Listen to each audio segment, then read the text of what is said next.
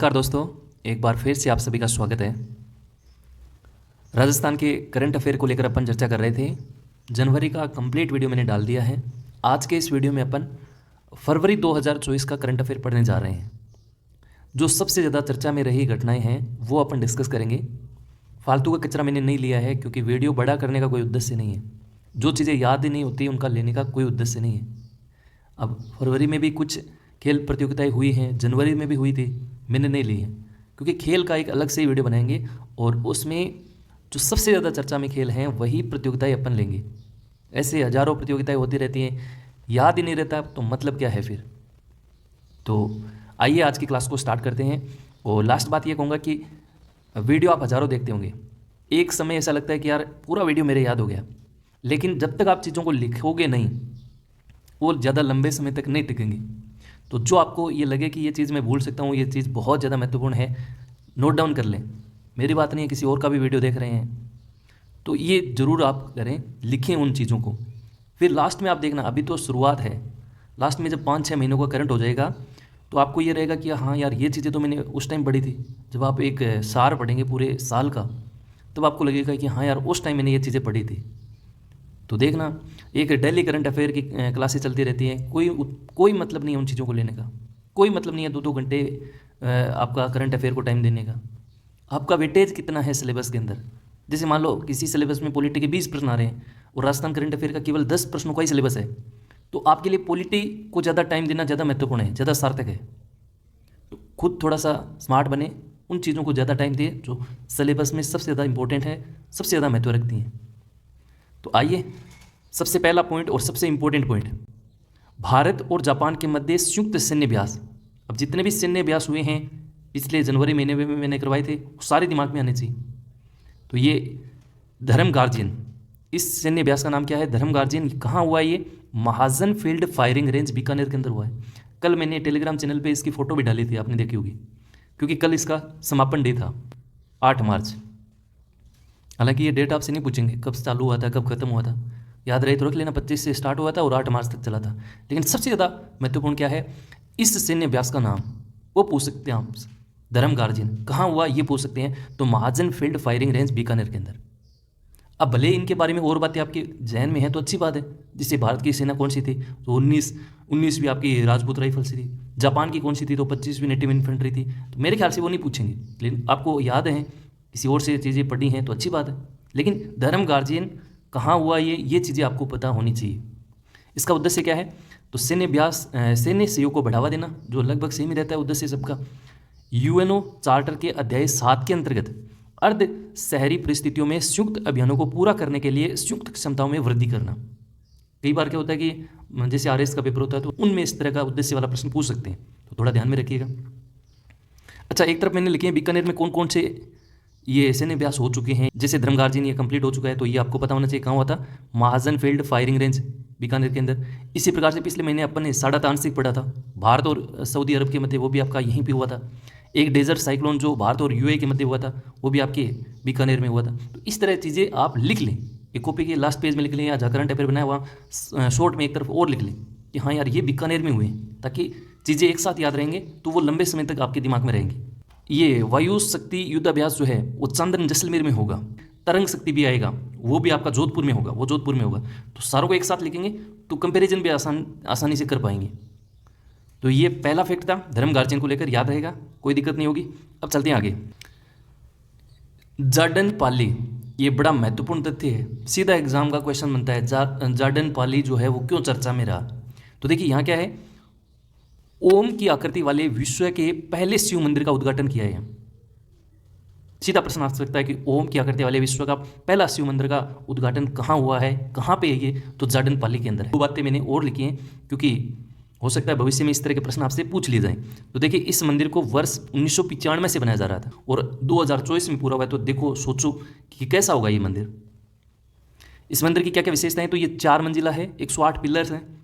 गुरु जी इतना याद रहेगा तो कोई ज़रूरी नहीं, एक बार आंखों से निकाल लोगे तो अच्छी बात है। भविष्य में क्या पता है इस तरह के प्रश्न पूछ लिए जाएं, लेकिन करंट की दृष्टि से तो यही बनेगा, ओम की आकृति वाला विश्व का पहला शिव मंदिर जार्डन पाली।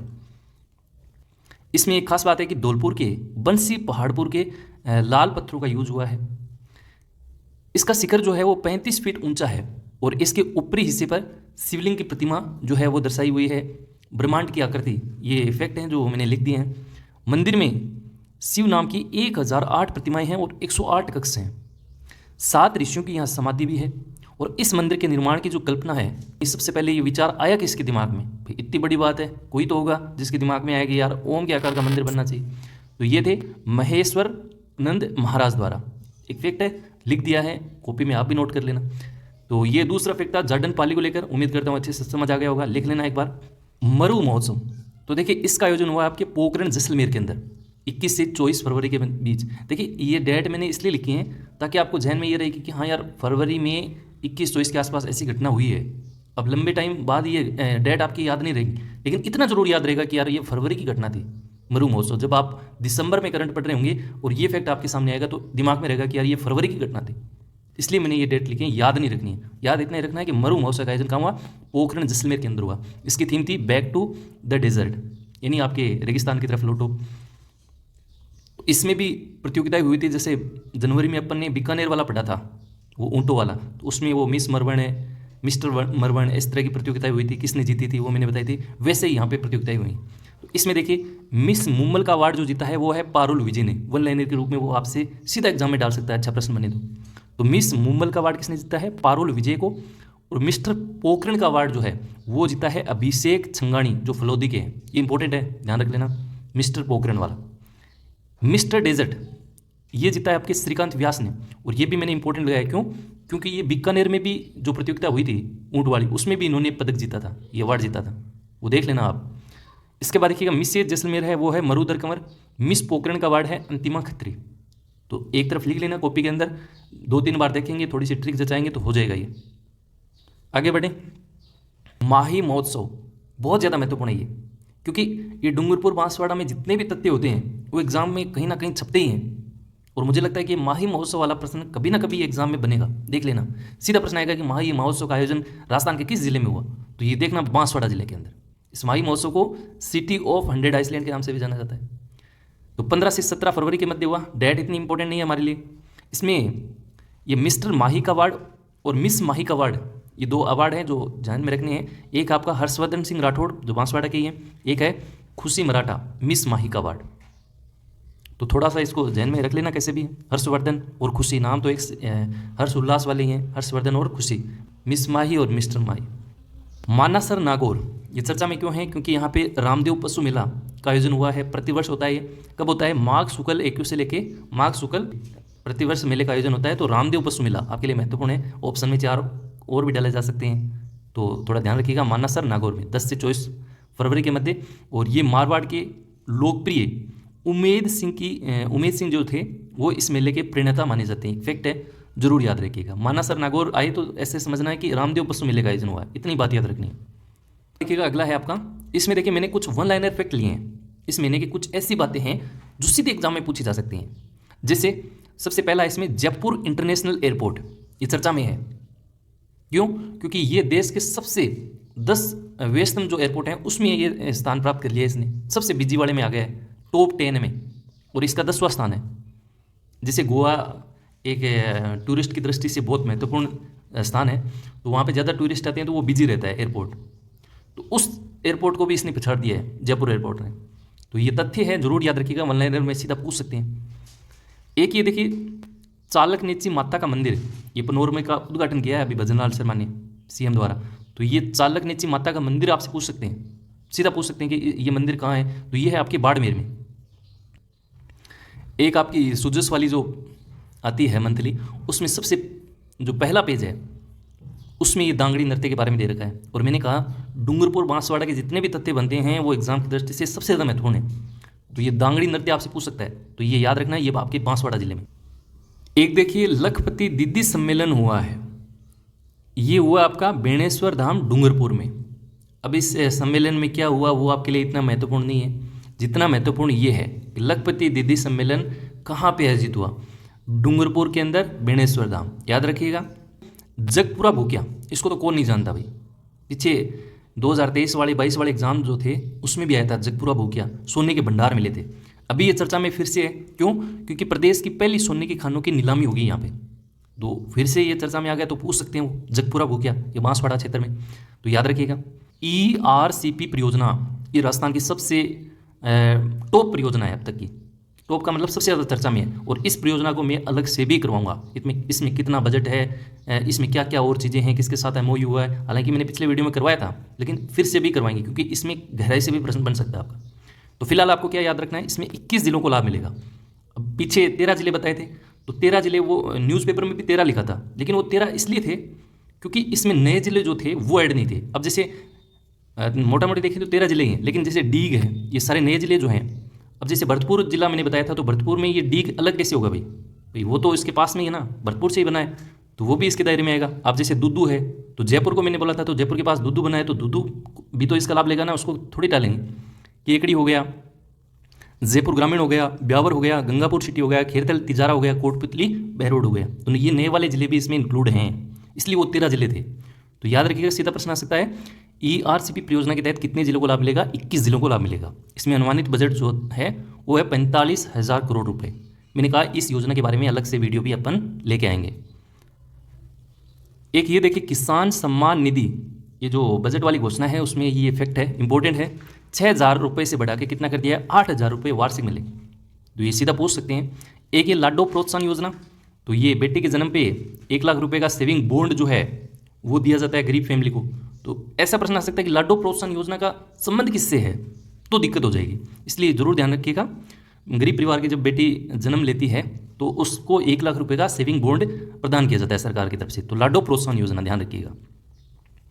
एक बजट में ये भी इंपॉर्टेंट है, प्रधानमंत्री मातृवंदन योजना में 1,500 रुपये की बढ़ोतरी की है। पहले देखो, ये पहले के बच्चे के जन्म पर 2 किस्तों में ये 5,000 रुपये मिलते थे, लेकिन अब ये 1,500 बढ़ा दिए तो कितने हो गए, 6,500। तो ये ध्यान रखिएगा। सामाजिक सुरक्षा पेंशन जो योजना है इसमें भी 1,000 से बढ़ा के इसमें 1,150 रुपये कर दिए, मतलब 150 रुपये बढ़ा दिए सामाजिक सुरक्षा पेंशन योजना।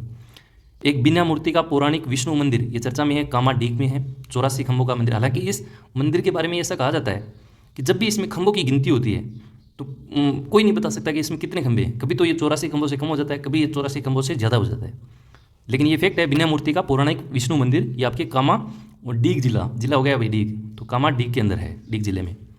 तो ये 1 लाइनर फैक्ट थे जो मैंने आपको बताए। अब देखिए आगे, राजस्थान को मिलेगा यमुना का पानी, ये भी आपका इंपॉर्टेंट है। यमुना जो विवाद चल रहा था यमुना के पानी को लेकर, वो अभी सुलझा है।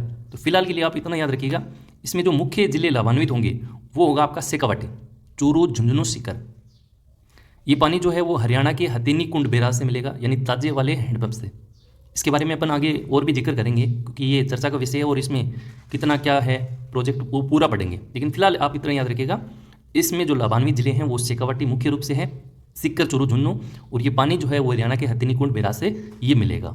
ये काफ़ी दिनों से विवाद चल रहा था, तो थोड़ा ध्यान में होनी चाहिए ऐसी चीज़ें। ब्लॉकचेन प्रौद्योगिकी में सेंटर ऑफ एक्सीलेंस स्थापित होगा, ये इंपॉर्टेंट तथ्य आपके लिए। एक प्रकार से टेक्निकली रूप में देखें तो ये जयपुर में अभी समझौता हुआ है, जो आपके प्रौद्योगिकी मंत्री हैं आपके कर्नल राज्यवर्धन सिंह राठौड़, उनकी उपस्थिति में ये MOU हुआ है। 2 कंपनियां इसमें RISL यानी राजकोप इन्फो सर्विसेज लिमिटेड, और एक आपकी IIT कानपुर, को नहीं जानता। ये ब्लॉकचेन आपकी एक टेक्निक है भाई। मोदी जी की सोच क्या है कि डिजिटल इंडिया हो, तो इस तरह की चीज़ें जब आएंगी तभी तो हो पाएंगी ना। तो ये एक समझौता है, ये सेंटर ऑफ एक्सीलेंस स्थापित होगा ब्लॉकचेन प्रौद्योगिकी के तकनीक पर आधारित है ये। तो थोड़ा सा ये ध्यान रख लीजिएगा, MOU ध्यान रख लीजिएगा, इसमें किसके बीच ये MOU हुआ है। तो RISL शॉर्ट में लिखा है, मेरे ख्याल से आप समझ जाएंगे, राजकोप इन्फो सर्विसेज लिमिटेड, कोई दिक्कत नहीं होगा। एक आपके IIT कानपुर के मध्य, ये जयपुर के भामाशाह डेटा सेंटर में ये समझौता हुआ है, तो एक तथ्य था, जरूर ध्यान में रखिएगा। इसके बाद देखिएगा नेक्स्ट है आपका पैलेस ऑन व्हील्स, ये जो रेलगाड़ी है फिर से चर्चा में है। तो चर्चा में है तो क्वेश्चन बनेगा, और इसका सबसे ज़्यादा फेवरेट प्रश्न यही आता है कि पैलेस ऑन व्हील की ये शुरुआत कब हुई थी। तो 1982 में हुई थी, 26 जनवरी के दिन। तो ये फैक्ट तो याद रखना है। पुनः शुरुआत यदि पूछ ले, लेकिन नहीं पूछेगा, कोरोना के बाद इसकी पुनः शुरुआत हो गई थी, वो आप डेट कमेंट करके बताना, देखते हैं कितनों को याद है। नेक्स्ट देखिए, ये 10वां पॉइंट वेरी इंपॉर्टेंट है। प्रदेश का पहला नॉन ट्रांसप्लांट ऑर्गन रिट्रीवल कहाँ बना है, तो ये झालावाड़ के अंदर बना है। थोड़ा ध्यान रखिएगा, सीधा 1 लाइनर फैक्ट आ सकता है। इसके बाद देखिएगा JLF 2024, ये चर्चा में है, JLF का मतलब क्या है, जयपुर साहित्य, L का मतलब लिटरेचर फेस्टिवल उत्सव 2024। अब जयपुर लिखा है तो निश्चित तौर पे जयपुर में होगा, तो इसमें तो कोई दो राय नहीं है। तो इसका सबसे इंपॉर्टेंट प्रश्न ये बनता है कि कौन सा संस्करण है, 17वां संस्करण है। इसका उद्घाटन किया आपके उप मुख्यमंत्री दिया कुमारी ने। तो ये हुआ 1 से 5 फरवरी के मध्य। जयपुर में कहाँ हुआ, तो आमेर में हुआ है, क्लार्क्स होटल जो है उसमें हुआ है। तो इसमें खास बात जो निकल के आई है, जो चर्चा का विषय है, एग्जाम की दृष्टि से महत्वपूर्ण है, वो है अमेश त्रिपाठी। ये नाम इंपॉर्टेंट है भाई, वेरी वेरी इंपॉर्टेंट है, पूछ सकते हैं वो। अमेश त्रिपाठी, इनको मिला है Dwarka Prasad Agarwal award, very very important है। दैनिक भास्कर की ओर से ये अवार्ड इन्होंने दिया है अमेश त्रिपाठी को। किस चीज़ का ये फेस्टिवल है, ये साहित्य के क्षेत्र में एक फेस्टिवल है। 2023 में भी ये हुआ था, प्रतिवर्ष होता है। तो 2023 में तो ये इरशाद कामिल को ये अवार्ड मिला था। तो थोड़ा ध्यान रखिएगा, इसका 17वां जो संस्करण है वो जयपुर के आमेर में हुआ है, और द्वारका प्रसाद अग्रवाल अवार्ड जो है वो दिया है अमेश त्रिपाठी को। ओके, चलिए नेक्स्ट। एक तो देखो लोह अयस्क के भंडार और एक है पोटास के भंडार, ये दोनों चर्चा में हैं। तो लोह अयस्क वाले कहाँ मिले हैं, पोटास वाले कहाँ मिले हैं, दोनों एक साथ में बता रहा हूँ। लोह अयस्क के भंडार मिले हैं करौली के अंदर। देखो लोह है कैसा होता है, काला होता है, कैसे याद रखना, करौली, कोई दिक्कत नहीं। ये मिला है करौली का जो इलाका है, जैसे सोने की कान बांसवाड़ा, लेकिन इलाका पूछे तो जगपुरा भूकिया, तो वैसे ये क्षेत्र है, पूछ सकते हैं सीधा। करौली ने देखी, कोड़ा है, डेडरोली है, टोडपुरा है, लीलोटी क्षेत्र है। तो ये किस क्षेत्र से किस लिए चर्चा में है, तो लोह ऐसे के बड़े भंडार यहाँ मिले हैं। हालांकि सोने के ज़्यादा पूछते हैं क्योंकि सोने की कीमत है, लोहे वाले नहीं पूछते हैं, तो नहीं पूछे तो नहीं पूछेंगे, लेकिन आपको पता होना चाहिए।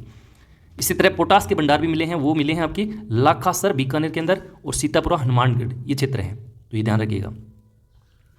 नेक्स्ट देखिए सूर्य नमस्कार, ये एक प्रकार से अभ्यास करवाया गया था पूरे देश के अंदर, और रिकॉर्ड भी एक दर्ज हुआ है। वो रिकॉर्ड कितना था वो मैंने नहीं लिखा है, लेकिन प्रश्न ऐसा आ सकता है कि सूर्य नमस्कार का संबंध किससे है, ये अच्छा प्रश्न बनता है।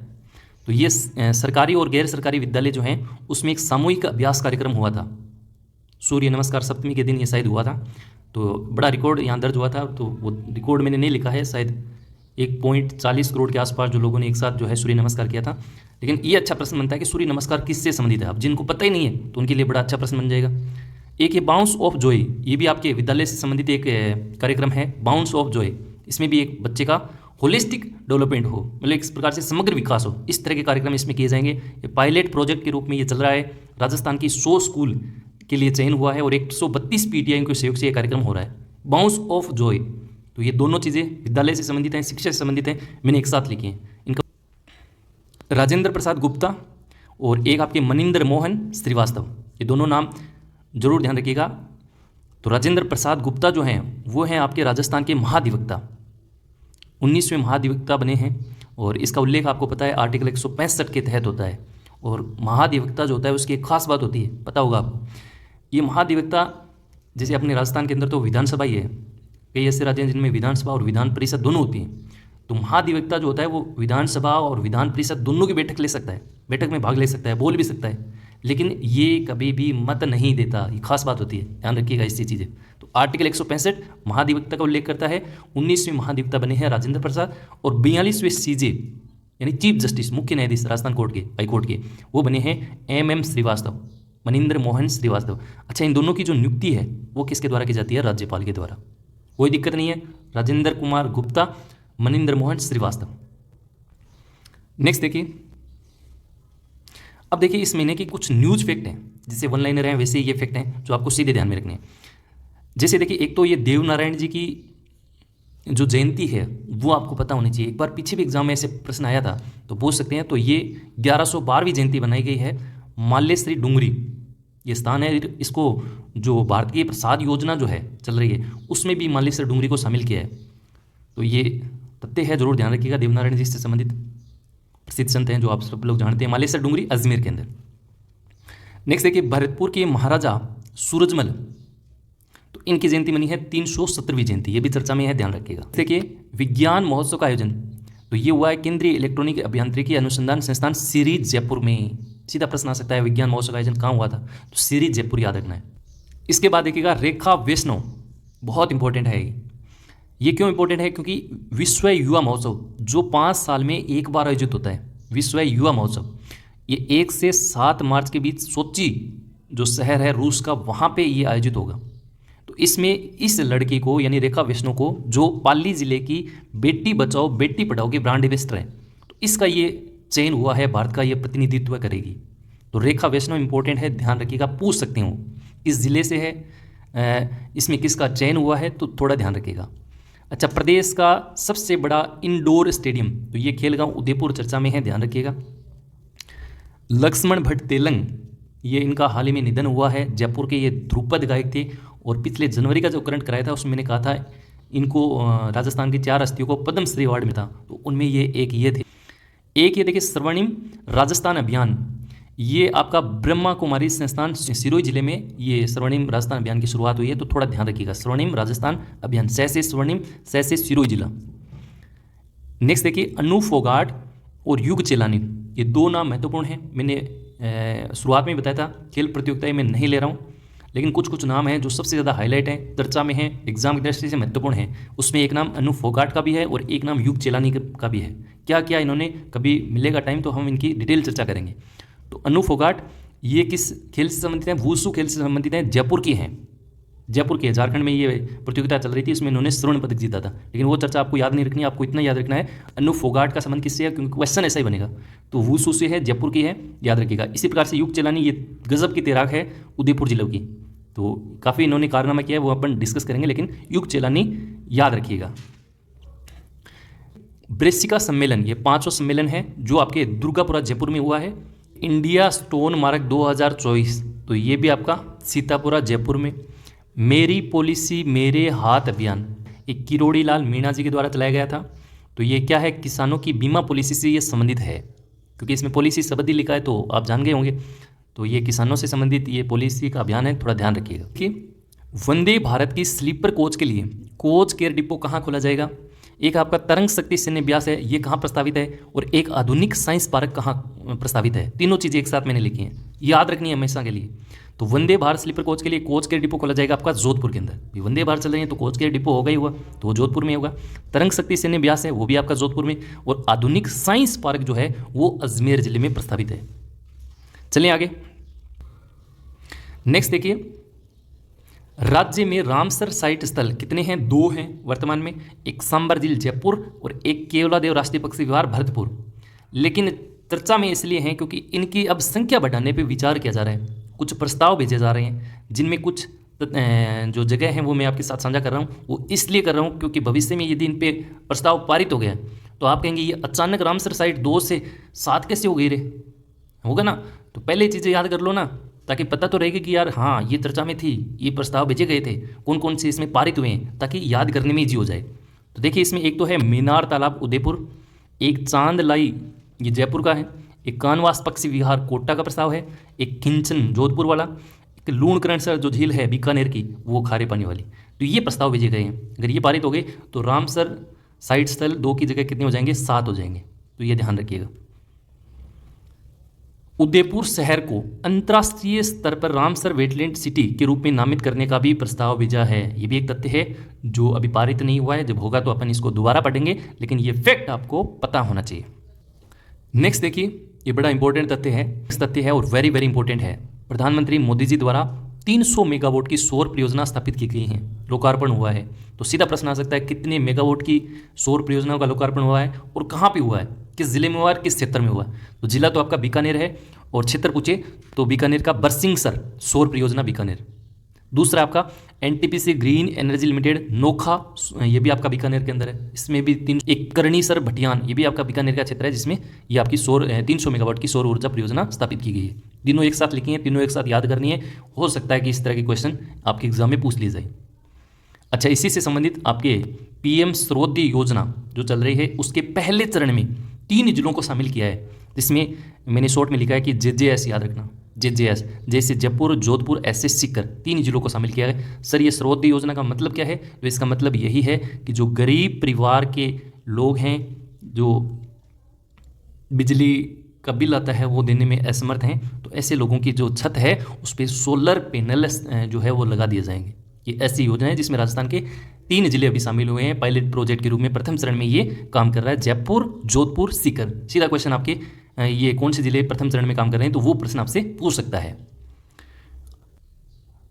तो ये फरवरी महीने का कंप्लीट सार संग्रह था राजस्थान के करंट अफेयर को लेकर। उम्मीद करता हूँ आज का ये वीडियो आपको बेहद पसंद आया होगा। चीज़ें अगर समझ में आई तो कमेंट कीजिएगा और चीज़ों को लिखिएगा ज़रूर। कोई फिर भी डाउट रह गया है आपके जहन में तो वो आप कमेंट के माध्यम से बताइएगा। पूरी PDF आपको टेलीग्राम चैनल पे अपलोड कर दी जाएगी। अब आपको अगला जो वीडियो है वो मार्च महीने का मिलेगा, कंप्लीट सार संग्रह, वो अपन आगे देखेंगे। तब तक के लिए नमस्कार, जय हिंद, जय भारत।